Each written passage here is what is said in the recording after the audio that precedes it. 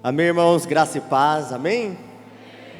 Glória a Deus. Hoje eu vou compartilhar uma palavra que o pastor ministrou hoje de manhã, mas não é essa, amém? E nem é que está no seu folhetinho, na sua revista. A palavra se chama: você não pode acelerar a bênção. Fala para o seu irmão aí: meu irmão, você não pode acelerar a bênção. Fala para o seu irmão de trás aí: meu irmão, você não pode acelerar a bênção. Aleluia. Glória a Deus. Irmãos, deixa eu te falar algo. Se você abanar, ficar abanando, você vai ficar com mais calor, amém? Só um conselho. Aleluia. Amém, irmãos. Sabe, existem coisas, né, que não dependem de nós, amém?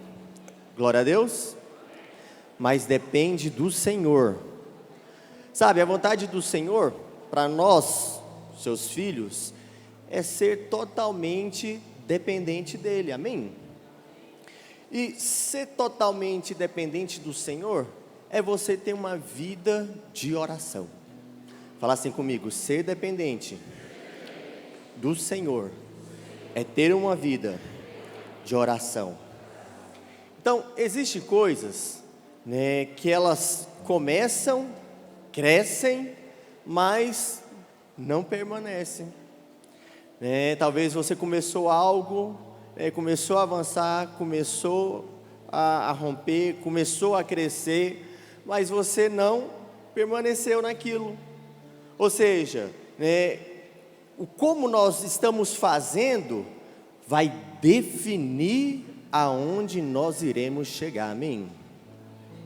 Sabe, por isso que eu estou aqui para te falar algo, para que você tenha sucesso em todas as áreas da sua vida.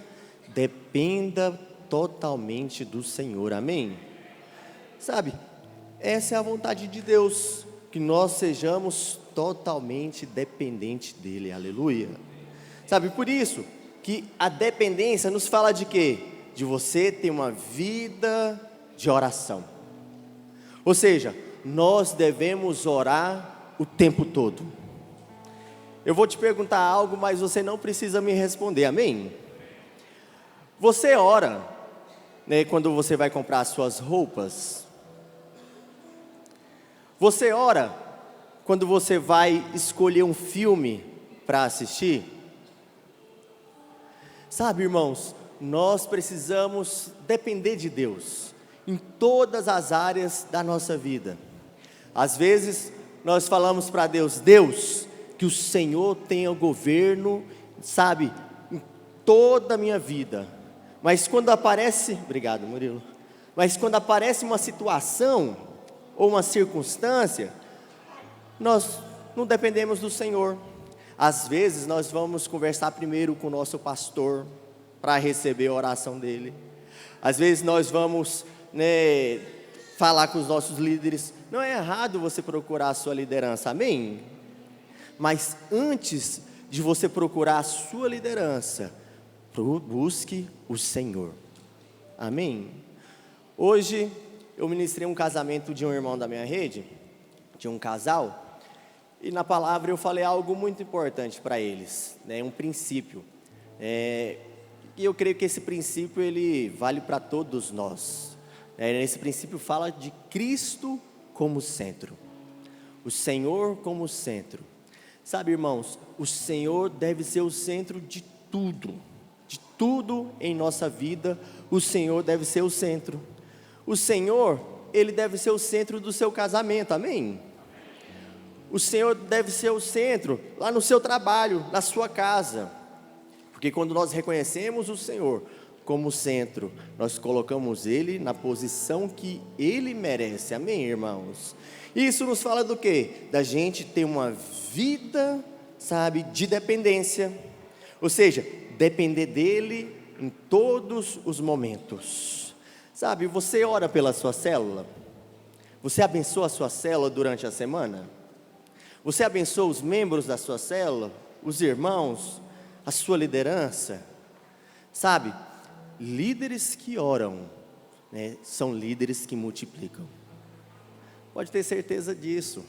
Sabe, se você tem uma vida de oração, você será bem-sucedido em tudo. Em tudo. Sabe, irmãos, quando nós oramos e quando nós dependemos do Senhor, a nossa fé ela é alargada. E o Senhor, Ele quer que a sua fé seja alargada. Amém? Fala para o seu irmão aí, a sua fé será alargada. Por isso, irmãos, esse ano, tem sido um ano atípico para nós, amém?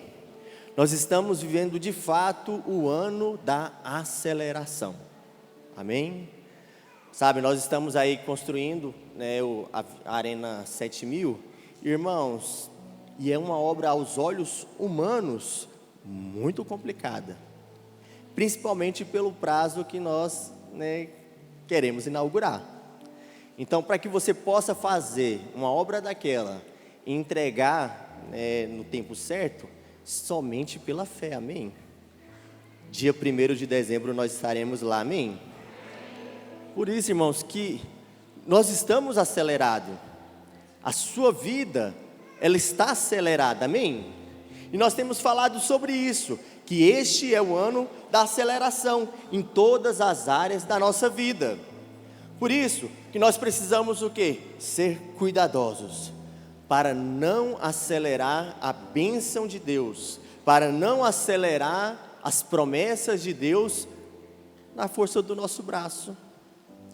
Sabe, todas as vezes que você coloca a sua mão, Deus tira dele.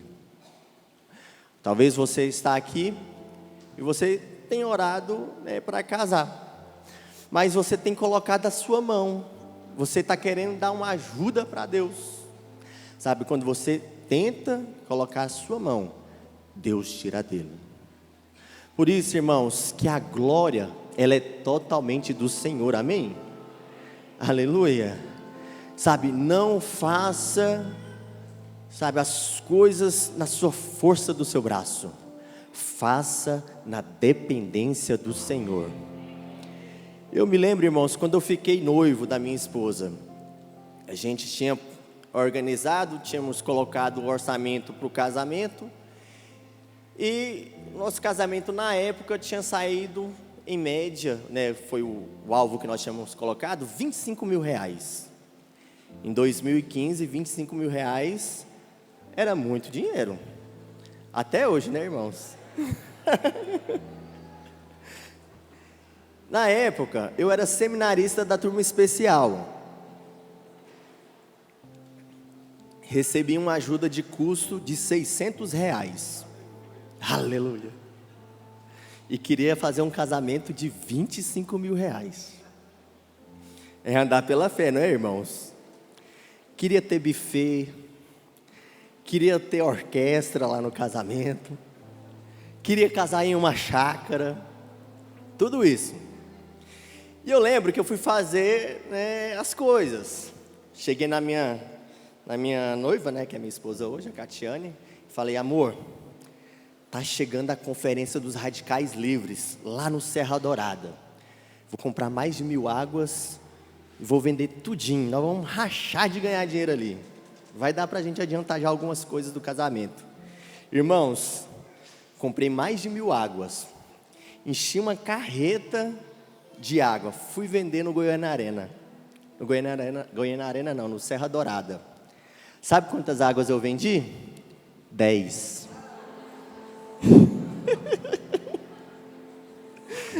Vendi 10 águas.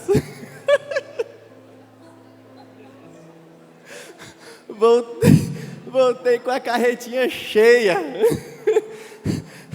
Graças a Deus que o pastor Gemerson teve a misericórdia de mim, comprou pelo menos as águas, né? Para mim não ter prejuízo. Beleza, passou a conferência, né? E eu mais a minha esposa orando. Não, o Senhor vai abençoar, vai dar tudo certo, vai ser uma grande bênção. Está chegando a conferência dos pastores e líderes da igreja. Sabe o que nós vamos fazer? Galinhada. Compramos os materiais, fizemos mais de 350 marmitex de galinhada. Fomos vender na conferência. Sabe quantas marmitas eu vendi? Fala aí, irmãos. 7.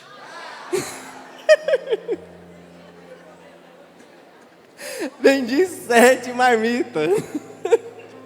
De mais de 350, vendi 7 marmitas.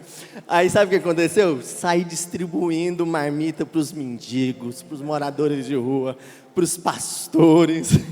Eu lembro que quem comprou as marmitas de mim foi meu pai, que estava aqui em Goiânia. Os meus 2 irmãos. O pessoal do financeiro da igreja, que na época eu trabalhava no financeiro da igreja. O restante não vendi nada, né? Aí tinha umas irmãs que andavam comigo, aí elas ficaram compadecidas, né? Falaram, não, Tiago, nós vamos... Quanto você gastou? Nós vamos comprar de você, que pelo menos você... Vamos pagar pelo menos o seu custo. E tá. Aí eu me lembro que eu fui dar uma aula no cursão, na época, de alimentos e inimigos da fé. E eu me lembro que eu falei... Eu tinha lido um livro chamado A Quarta Dimensão. Quantos já leram esse livro? E esse livro, ele falou muito comigo, de você gerar, né, os seus sonhos. E eu comecei a gerar o meu casamento, né, a fé, essas coisas, né, em oração. Aí eu cheguei na sala de aula e falei para os irmãos, quero contar a bênção. Ganhei a orquestra, ganhei o buffet, ganhei tudo. Aí os irmãos... O povo foi a loucura. E sabe o que eu tinha ganhado? Nada. Mas pela fé, Deus já tinha me dado. Cheguei na minha esposa e falei para ela, amor, falei lá para os irmãos que nós ganhamos a chácara, ganhamos o buffet, ganhamos a festa. Deus deu. Ela virou para mim e falou assim, agora que nós não ganhamos nada mesmo.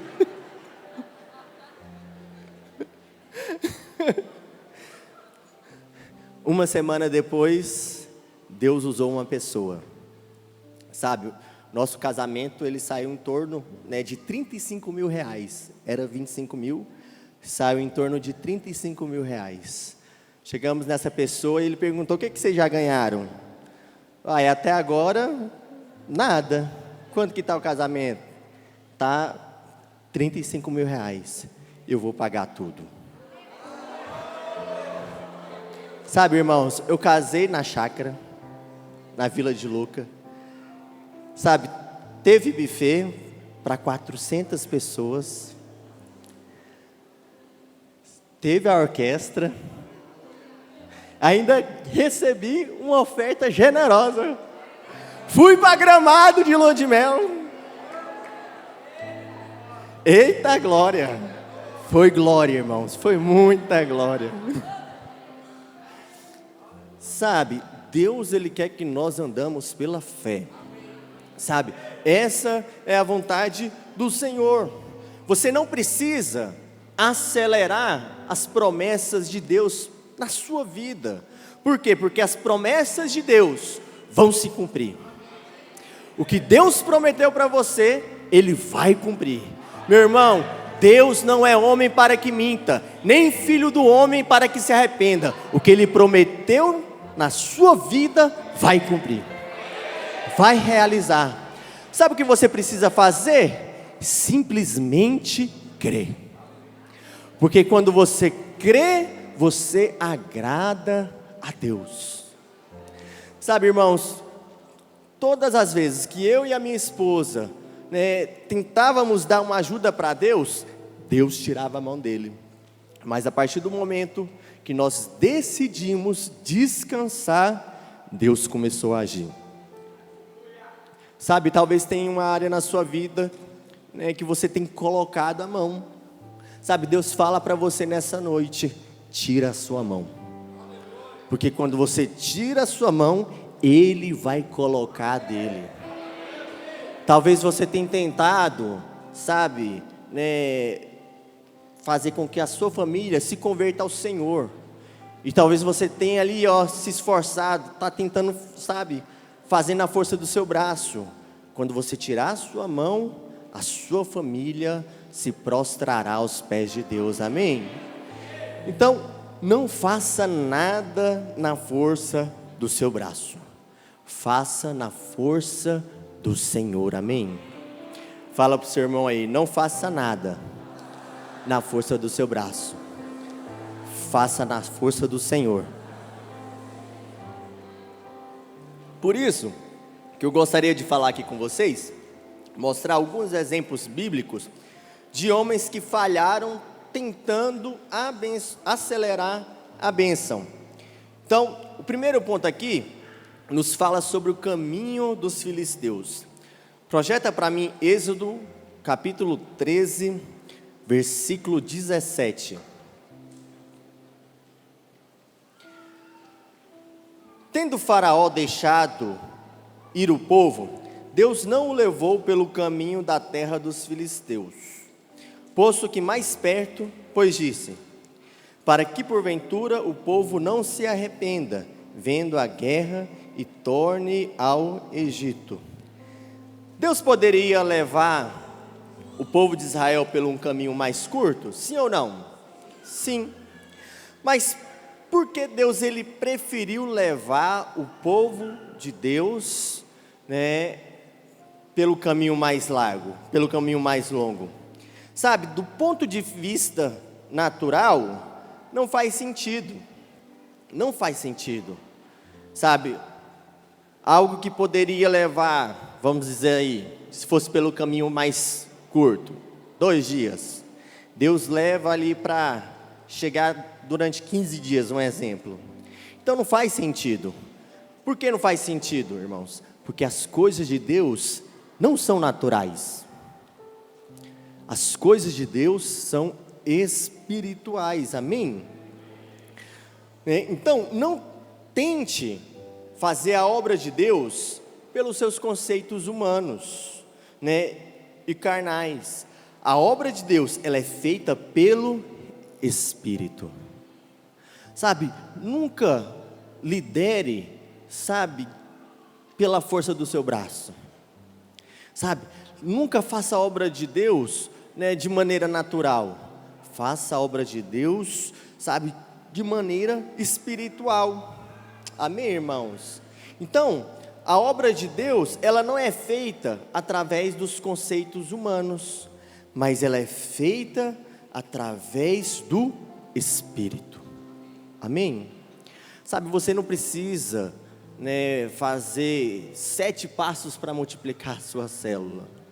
Você precisa simplesmente depender do Espírito.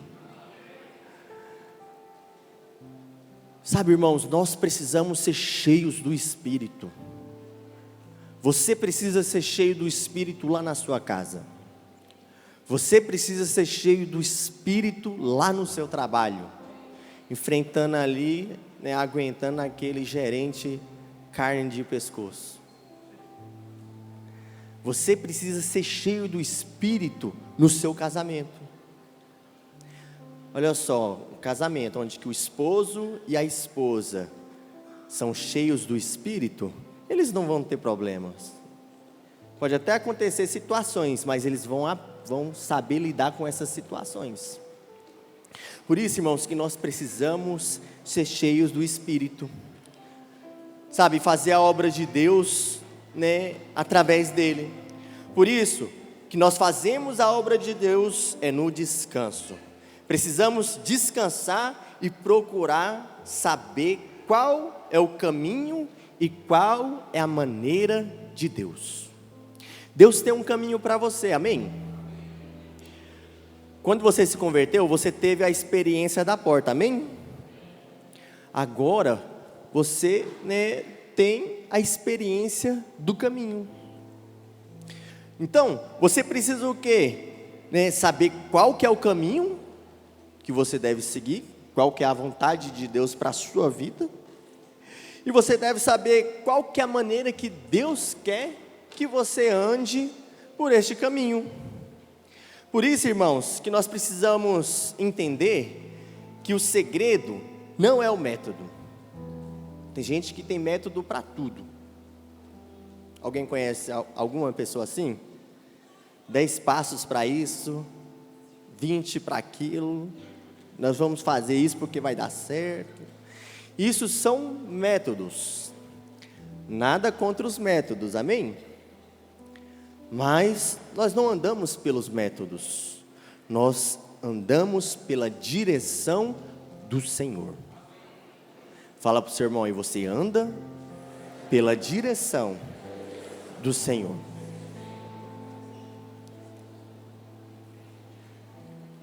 E os filisteus não são o mundo, mas eles representam uma mentalidade mundana, oposta e dentro da igreja.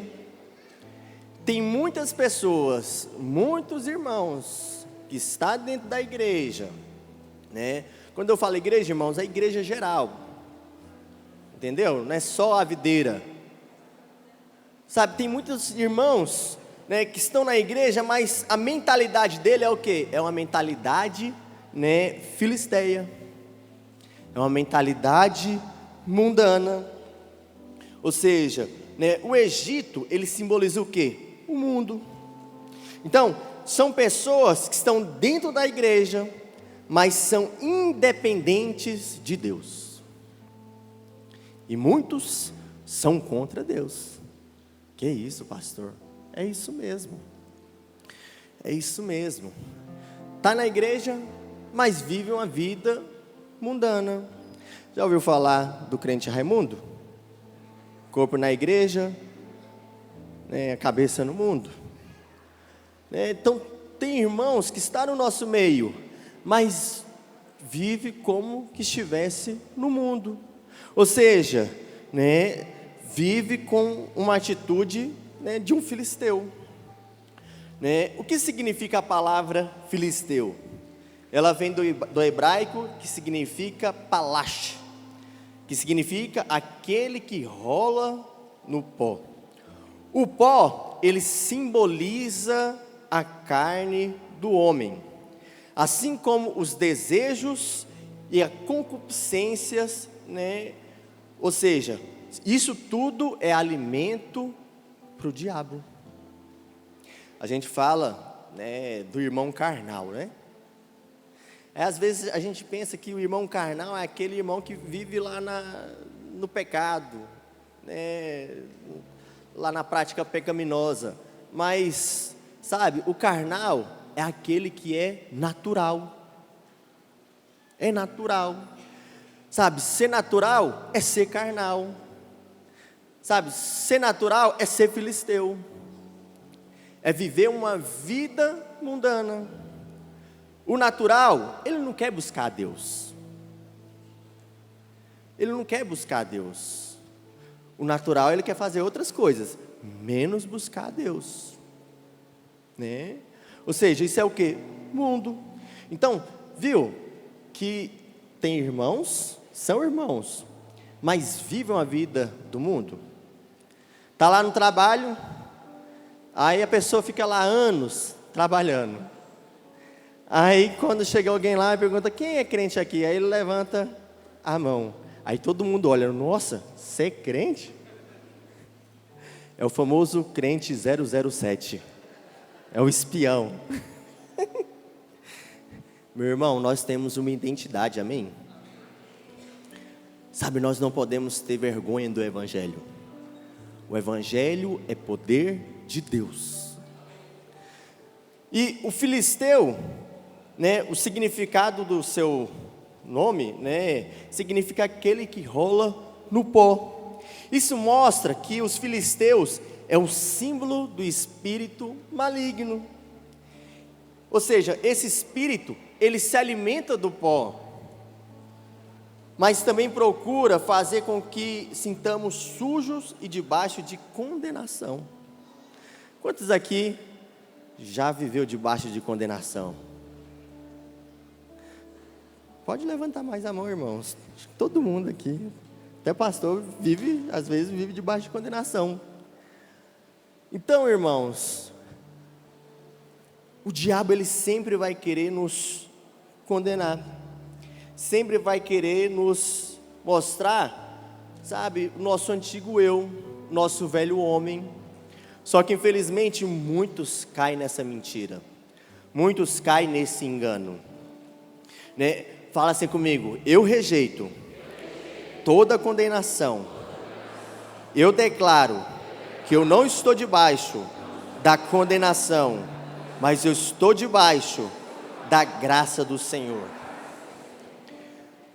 Então nós podemos ver que lá em Êxodo capítulo 13, versículo 17, mostra dois caminhos possíveis para chegar em Canaã: o caminho dos filisteus e o caminho do deserto. Isso aponta para quem, pastor? Fala assim, aponta para Jesus. Jesus, ele fala sobre o que, irmãos? Que existe também dois caminhos: o caminho largo e o caminho estreito. O caminho largo é o caminho dos filisteus, é o caminho cheio de propostas, é o caminho natural, é o caminho onde, quando você é confrontado, ou quando aparece uma situação, uma circunstância, na sua caminhada cristã, você decide o quê? Voltar lá para o Egito. Mas existe o caminho estreito. O caminho estreito, ela exige o quê? Fé. Exige fé. Por isso que você foi chamado por Deus para andar pela fé, amém? Não foi chamado pelo Senhor para andar por vista, mas pela fé. Quem anda pela fé, anda pelo sobrenatural. Mas quando nós decidimos andar pelo caminho largo, sabe, nós somos levados a voltar pelo Egito, para o Egito. Irmãos, Deus conhece o seu povo. Deus conhece o seu povo. Você acha, se Deus tivesse colocado eles para ir pelo caminho mais curto, o primeiro problema que acontecesse ali, a primeira fome que batesse, o que iria acontecer? Todos iriam voltar, irmãos.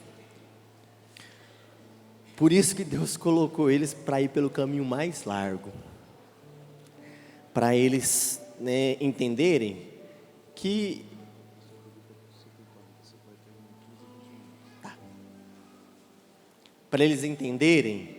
não é eles que faz, mas é o Senhor, amém? Glória a Deus. Então, para chegar a Canaã pelo caminho dos filisteus, não há necessidade de passar pelo Mar Vermelho e nem pelo Rio Jordão. Sabe, o Mar Vermelho e o Rio Jordão nos fala sobre o quê? Nos fala, né, sobre a cruz, aponta para a cruz de Cristo. Todos nós decidimos passar pela cruz, amém? Quando você se converteu, quando você entregou a sua vida para o Senhor, né, você saiu do caminho largo, caminho da perdição, e foi para o caminho estreito. Sabe, Faraó, ele tenta cada dia, né, tentar levar você para o seu passado. Quando o diabo, que é Faraó, né, lembrar o seu passado, lembra o futuro dele, amém? Lembra o futuro dele. O segundo que eu gostaria de compartilhar aqui é a tecnologia dos filisteus. Ou seja, as pessoas sempre estão tentando descobrir a fórmula para a bênção. Irmãos, você não precisa de fórmula para ser abençoado. Você já é abençoado. Amém? Você não precisa correr atrás da bênção. É a bênção que vai correr atrás de você. É a bênção. Quando você entende que você é abençoado, a sua postura muda. Você não precisa, né, de métodos. Você não precisa, né, de uma tecnologia. Sabe, irmãos, nós enfrentamos uma pandemia, amém? Ficamos aí dois anos parados. Muitas igrejas não conseguiram reunir. E o que aconteceu? Nós fomos para a tecnologia. Começamos a fazer lives, gravar, investimos pesado. Isso é bênção de Deus? É bênção de Deus. Amém? Mas isso não é tudo. Deixa eu te perguntar, nós crescemos? Não, irmãos. Continuamos do mesmo jeito. Porque não é a tecnologia que gera o crescimento. O que gera o crescimento é isso aqui, ó. A igreja está reunida. É bênção, a gente prega na internet, pessoas são alcançadas. Mas é totalmente diferente quando a igreja se reúne. Há poder na reunião da igreja, amém? Isso são métodos, amém? Mas o método, ele não faz a igreja crescer. Olha só, lá em 1 Samuel, capítulo 13, do versículo 19 ao 22, diz o seguinte: ora, em toda a terra de Israel, nenhum ferreiro se achava, porque os filisteus tinham dito, para que os hebreus não façam espada nem lança, pelo que todo o Israel tinha de descer aos filisteus para amolar a relha do seu arado, e a sua enxada, e o seu machado, e a sua foice.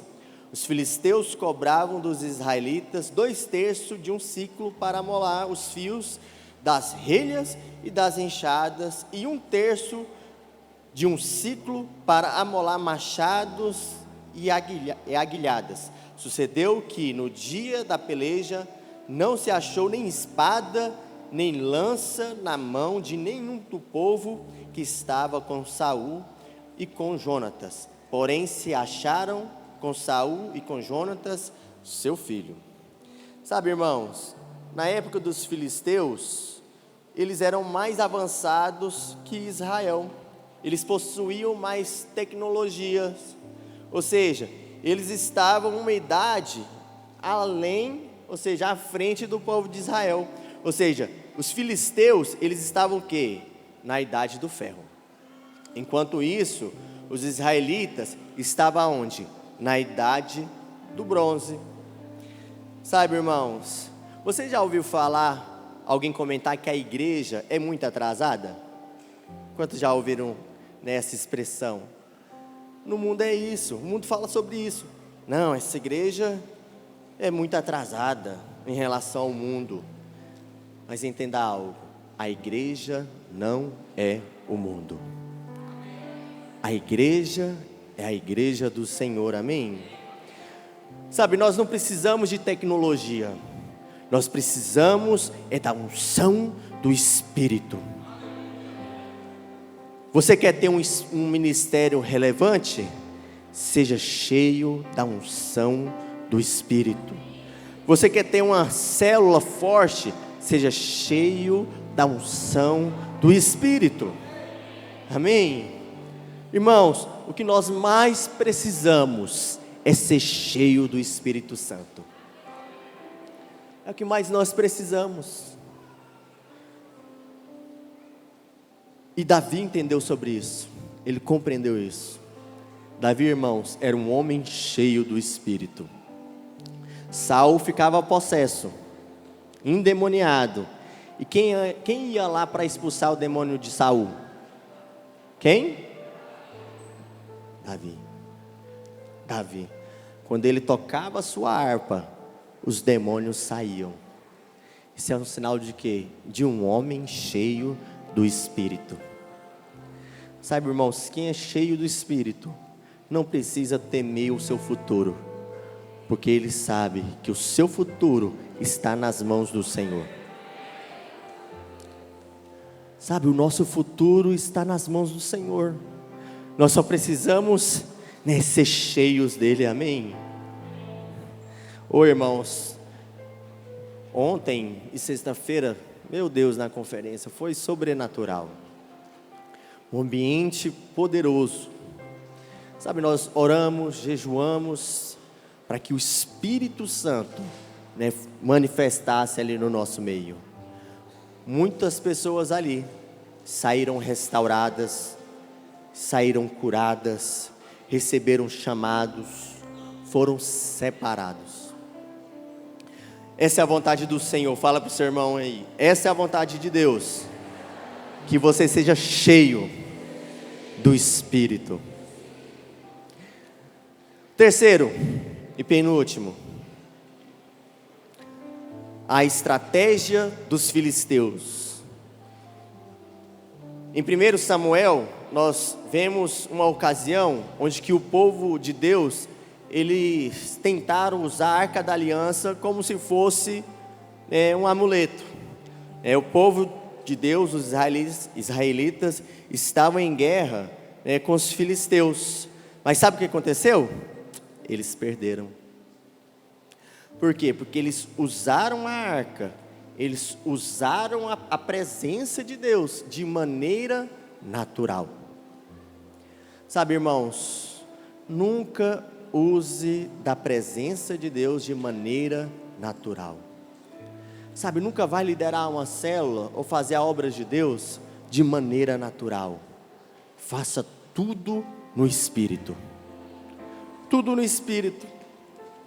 Sabe, depois que Davi assumiu o reinado, o que aconteceu?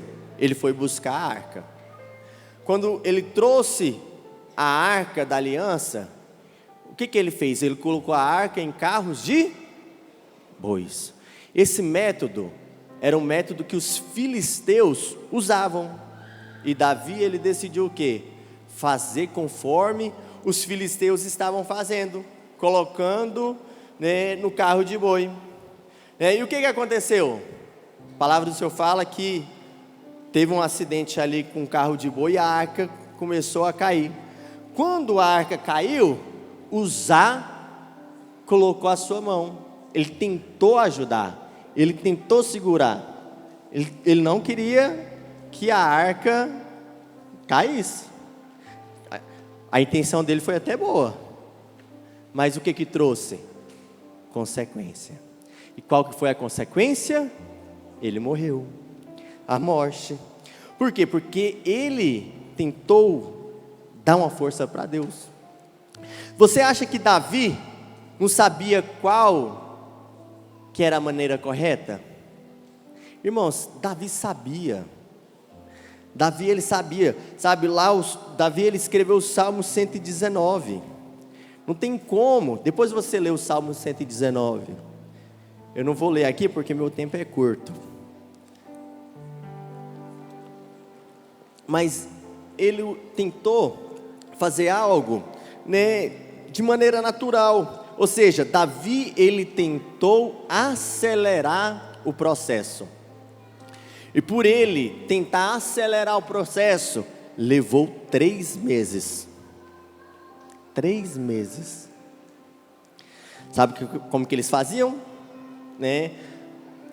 Eles, depois que aconteceu essa situação, Davi, ele colocou os sacerdotes, os levitas, e a cada 6 passos que eles davam, eles sacrificavam um boi. Aí dava mais 6 passos, parava e sacrificava um boi. Isso foi numa distância, se não me engano, de 12 quilômetros.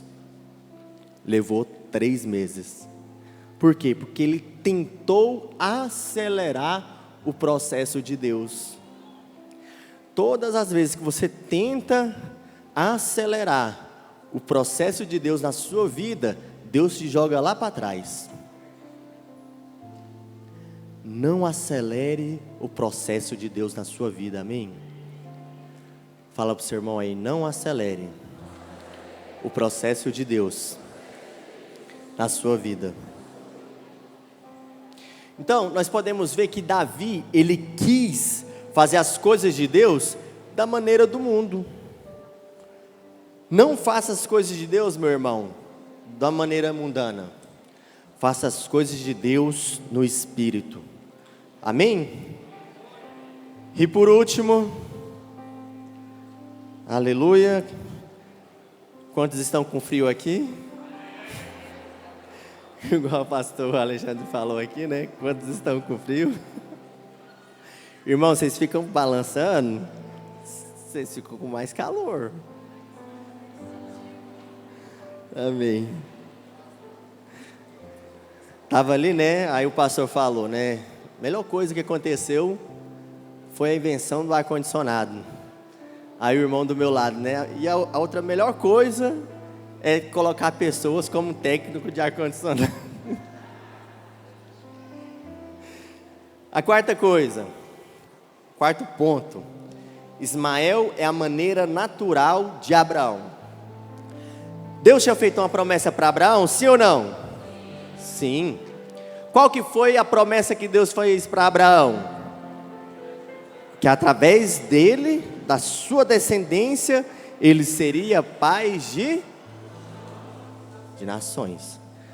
Sabe? Deus falou para ele: Abraão, a sua descendência será tão numerosa quanto a areia do mar. Será tão numerosa quanto as estrelas do céu.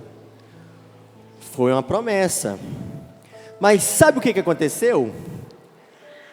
Abraão, ele não soube esperar. Ele decidiu dar uma ajuda para Deus. E o que Abraão gerou, irmãos? Ismael.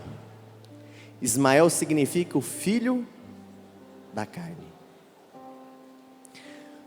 Todas as vezes que você acelera o processo, todas as vezes que você, dá uma ajuda para Deus, você está gerando Ismael, você está gerando filhos da carne.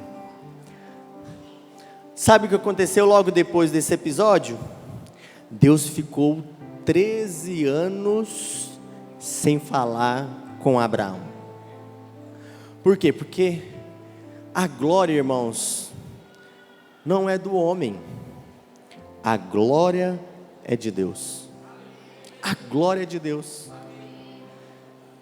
Deus esperou Abraão perder todas as expectativas. Deus esperou Abraão ficar, mais velho, para demonstrar que é Ele que faz. É o Senhor que faz, amém? Então, Abraão, ele achou que estava demorando muito. Toda promessa passa pelo teste do tempo. Toda promessa. O problema é que muitos não esperam. O problema é que muitos, tentam acelerar as coisas do Senhor. Por isso, meu irmão, eu queria liberar uma palavra para você nessa noite. Descansa no Senhor. Descansa em Deus. Descansa em Deus. Nunca duvide do poder de Deus para a aceleração da bênção dele na sua vida. Simplesmente creia, amém? Sabe qual que é o segredo? O segredo é você ter fé. O segredo é você entender que é tudo pela graça de Deus. Se você pedir a Deus, Ele vai te dar, amém? Glória a Deus. Fique de pé neste momento.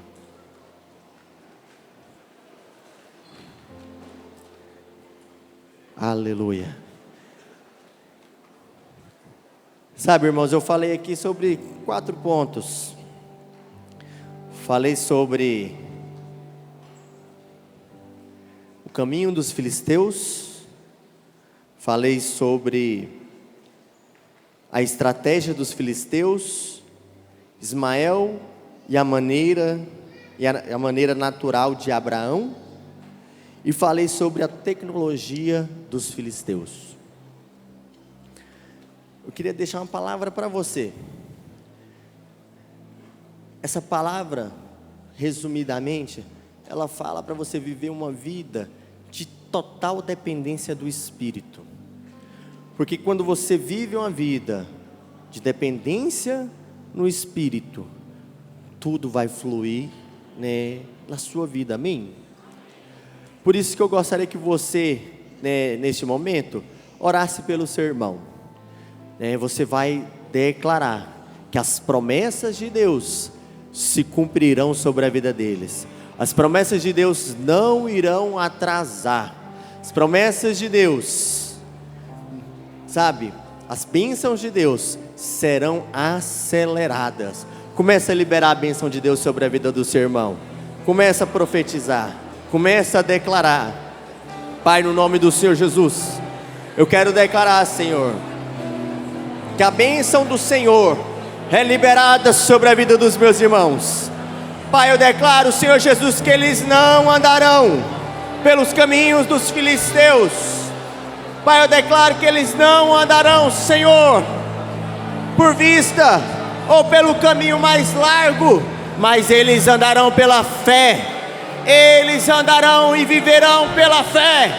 Pai, no nome do Senhor Jesus, eu quero declarar, Senhor, que eles serão cheios da unção do Espírito, cheios do poder do Espírito.